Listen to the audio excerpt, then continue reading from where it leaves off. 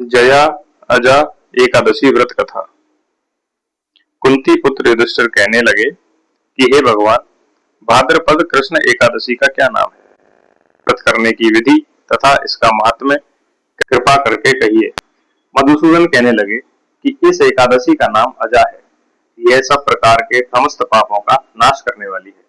जो मनुष्य इस दिन भगवान ऋषिकेश की पूजा करता है, उसको वैकुंठ की प्राप्ति अवश्य होती है। अब आप इसकी कथा सुनिए। प्राचीन काल में हरिश्चंद्र नामक एक चक्रवर्ती राजा राज्य करता था। उसने किसी कर्म के वशीभूत होकर अपना सारा राज्य व धन त्याग दिया, साथ ही अपनी स्त्री तथा पुत्र व स्वयं को बेच दिया।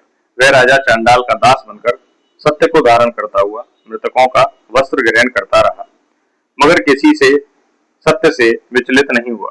कई बार राजा चिंता के समुद्र में डूबकर अपने मन में विचार करने लगता कि मैं कहाँ जाऊं। कई वर्ष बीत गए। एक दिन राजा इसी चिंता में बैठा हुआ था कि गौतम ऋषि आ गए। राजा ने उन्हें देखकर प्रणाम किया और अपनी सारी दुख भरी कहानी कह सुनाई। यह बात सुनकर गौतम ऋषि कहने लगे कि राजन, तुम्हारे भाग्य से आज से 7 दिन बाद भाद्रपद कृष्ण पक्ष की अजा नाम की एकादशी आएगी। तुम विधि पूर्वक उसका व्रत करो। गौतम ऋषि ने कहा कि इस व्रत के पुण्य प्रभाव से तुम्हारे समस्त पाप नष्ट हो जाएंगे।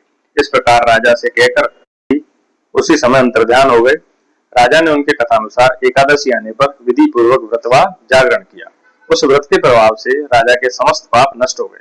स्वर्ग से बाजे बजने लगे और पुष्पों की वर्षा होने लगी। उसने अपने मृतक पुत्र को जीवित और अपनी स्त्री को वस्त्र तथा आभूषणों से युक्त देखा। व्रत के प्रभाव से राजा को पुनः राज्य मिल गया। अंत में वह अपने परिवार सहित स्वर्ग को गया। हे राजन, ये सब अजा एकादशी के प्रभाव से ही हुआ है। अतः जो मनुष्य यत्न के साथ विधि पूर्वक इस व्रत को करते हुए रात्रि जागरण करते हैं, उनके समस्त पाप नष्ट होकर अंत में वे स्वर्ग लोक को प्राप्त होते हैं। इस एकादशी की कथा के श्रवण मात्र से अश्वमेध यज्ञ का फल प्राप्त होता है। एकादशी महारानी की जय हो। जय श्री राधे कृष्ण।